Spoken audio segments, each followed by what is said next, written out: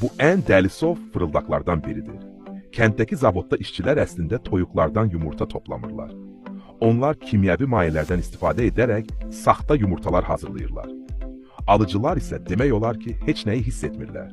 Çünki bu saxta yumurtalar görünüşcə və qablaşdırma baxımından tamamilə həqiqi yumurtalara bənzəyir. Bir mayədən yumurta ağını təqlid etmək üçün istifadə olunur, başqa bir mayədən isə quruluş və qatılığı baxımından həqiqi sarısına çox yaxın olan sarını hazırlayırlar. Formaların köməyi ilə sarını ortada sabitləyir, sonra üzərinə yumurta ağını tökürlər.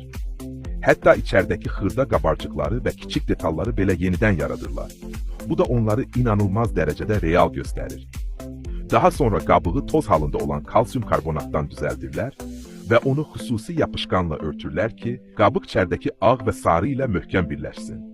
Yumurtanı sındıranda səsi və hissi demək olar ki, həqiqi yumurtadan fərqlənmir. İstər qızardasan, istər qaynadıb yesən, istərsə də omlet hazırlayasan, dadı təəccüblü dərəcədə bənzəyir. Bütün proses 5 dəqiqədən az çəkir. Nəticədə alınan məhsul forması, rəngi, çəkisi və hətta dadı ilə həqiqi yumurtaya uyğun gəlir və demək olar ki, bütün alıcıları aldadır.